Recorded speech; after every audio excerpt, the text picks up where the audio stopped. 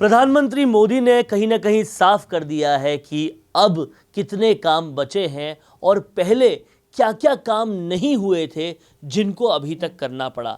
इसी के साथ प्रधानमंत्री मोदी ने भ्रष्टाचार पर भी बहुत खुलकर बोला और बताया कि 2014 से पहले ईडी के पास महज कितने मामले थे, पीएमएलए में महज कितने मामले थे, अब कितने बढ़ गए, भ्रष्टाचार पर कहीं ना कहीं किस तरह से लगाम लगी और अलग तरीके से, इनडायरेक्ट तरीके से कहीं ना कहीं ये जो इलेक्टोरल बॉन्ड्स का मामला चल रहा है उस पर एक जवाब सा दिया प्रधानमंत्री मोदी ने। लेकिन आज हम हैं प्रधानमंत्री मोदी के सबसे बड़े समर्थक, ये कहा जा सकता है सबसे बड़े समर्थक के साथ, जो कि चंद्रराज्य सिंघवी है और बहुत राजनीति में गहराई से एनालिसिस करते हैं चंद्रराज्य सिंघवी, जिसकी वजह से उनको राजनीति का चाणक्य, एक्स कैबिनेट मिनिस्टर भी हैं। सर 10 साल पूरे किए प्रधानमंत्री मोदी ने और अब आने वाले 5 साल हर राजनीतिक गलियारे में एक बात है कि अगर और ज़्यादा शक्ति प्रदान करेंगे तो बचे हुए बहुत सारे काम हो जाएंगे। प्रधानमंत्री मोदी ने भी बहुत सारे कामों पर लाइट डाली। आप मुखरता से हमेशा उनके प्रशंसक रहे हैं, क्या कहना है आपका, अगले 5 साल किस तरीके के होंगे, क्या लग रहा है आप? मोदी जी आप आइए और आपने जो अधूरे काम किए उनको पूरा करिए। आपने सबसे बड़े भारत की इच्छा पूरी की, 370 धारा हटा के। सारा देश गदगद है। मगर एक बात बताओ, इतने दिन हो गए 1000 हिंदू भी बस नहीं सका, ये आपका अधूरा काम है। अब आप एक मुहिम चलाइए कि कश्मीर के अंदर जातीय संतुलन किया जाएगा और ये आसान काम है। ज़्यादा पैसे की जरूरत नहीं है, धन की जरूरत नहीं है, ये संभव है। अब आपकी टीम में कौन कौन लोग हैं, वो कितने बुद्धिमान है मैं नहीं जानता। ये बहुत बड़ा काम है। अगर आप ये काम कर दोगे तो सदियों तक लोग कहेंगे कि हमारा कश्मीर आज हिंदू मुस्लिम दोनों का समानांतर स्थान है, या क्रिश्चियन भी हैं या जैन भी है। अभी तो वहाँ पर एक जाति का बाहुल्य है, इसलिए उनकी दादागिरी है, उनकी गुंडागर्दी है, उनका हिंसक तरीका है, उनका प्रो पाकिस्तान एटीट्यूड है, उसे रोकना ही पड़ेगा।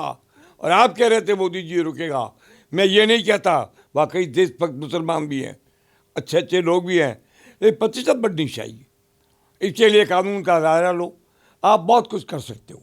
ये काम इतना आसान है, आप जितना सोचते होंगे मोदी जी उतना मुश्किल नहीं है। आपने गलत आदमी को राज्यपाल बना दिया था, इसलिए काम पीछे चला गया, वरना ये काम होता। दूसरा, आपको काम करना चाहिए बिना सोचे बिना समझे, बेधड़क होकर आदेश देना चाहिए कि कोई भी स्त्री 2 से ज़्यादा बच्चे पैदा नहीं करेगी। ये जो पॉपुलेशन का असंतुलन होता जा रहा है, इसको रोकने का एकमात्र तरीका है। यह एक कांग्रेसी था संजय गांधी, उसने भी कहा था हम दो हमारे दो, मैं उसको भी इस पर याद करता हूँ। ये नहीं है कि मैं केवल पार्टी के हिसाब से बोलता हूँ, जो अच्छा काम करेगा उसे अच्छा कहा जाएगा। तीसरा, हमारी सीमाओं पर ज़बरदस्त आर्म्ड आदमियों को बसाइए आप, ये भी बड़ा आसान काम है। अच्छे अच्छे मकान, मजबूत मकान बनाकर एक्स सैनिकों को दे दीजिए, 26 लाख सैनिक है, पूरा बॉर्डर भर जाएगा। ये 3 काम कर दीजिए, देश आपको याद करेगा, वैसे भी आपको याद करेगा, ज़्यादा अच्छाई से याद करेगा, मेरा सुझाव है। तो कहीं ना कहीं 3 बड़े काम गिनाए हैं जिसको प्रधानमंत्री मोदी को करना चाहिए।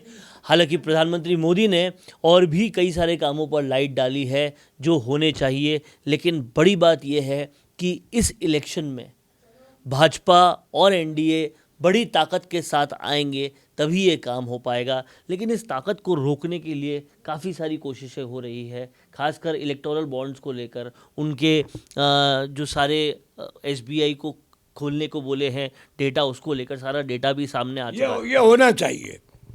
कोई भी राज्य हो भ्रष्टाचार से मुक्त होने के लिए वे विपक्षियों का काम है, ये न्याय विधि का काम है, होना चाहिए। इसमें हमें क्या ऐतराज़ है, मोदी जी को क्या ऐतराज़ है? मोदी के नाम तो 1 पैसा नहीं है इधर का उधर, 5 रुपये का नोट नहीं है इधर का उधर।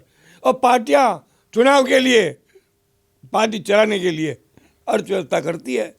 ये आप पाप है, पर केवल घोर पाप नहीं है, इस पर रुकते ही तो अच्छी बात है। आप एक बात बताओ, कौन सा युग ऐसा आया चंद्रगुप्त मौर्य के समय से लेकर अब तक पक्षपात तो होता ही आया है, सिफारिशें होती आई है, फेवरेटिज्म होता आया है, अपोजिशन होता आया है। मैं तो चाहता हूँ कि इन कांग्रेसी पट्टुओं को कहीं जाकर के ट्रेनिंग लेनी चाहिए कि लोकतंत्र में जिंदा कैसे रहते हैं। ये नासमझ बेखौफ लोग जिनमें होश नहीं है भारत जोड़ो की बात कर रहे हैं। भारत तो जुड़ा हुआ है, हड्डी टूटी हुई है भारत की, जो जोड़ने पर चले हैं। आप इतने समय से सर सत्ताओं को देखते आए हैं, इतनी सारी पार्टियों से जुड़े हुए रहे हैं, इतना अनुभव है आपको। सत्ताधारी जो पार्टी होती है हमेशा उनके पास डोनेशन ज़्यादा होते हैं, ये कहीं इस बार कोई अलग बात तो नहीं नहीं, हुई? ये नॉर्मल है, पर एक सीमा होती है। मैं हाँ भरने वाला आदमी नहीं हूँ। मैं ज़रूर चाहूँगा कि कोई भी सत्ताधारी पार्टी हो या रही हो, अगर उसने सत्ता का उपयोग करके धनोपार्जन किया है तो मैं उसकी हाँ भरने वाला नहीं हूँ। वो बुरा है, मगर मोदी जी की नॉलेज में ऐसा हुआ होगा, मैं इसे स्वीकार नहीं करता। तो कहीं ना कहीं इलेक्टोरल बॉन्ड्स पे भी काफ़ी खुलकर बोले हैं चंद्रराज सिंघवी, और उन्होंने साफ तौर पे कहा है कि कुछ भी हो भ्रष्टाचार बर्दाश्त नहीं होना चाहिए, और इलेक्टोरल बॉन्ड्स का मामला कितना भी बड़ा हो, मोदी के नाम पर एक भी पैसा नहीं लिया गया है और नहीं लिया जा सकता। इस पर साफ तौर से स्पष्ट किया है चंद्रराज सिंघवी ने।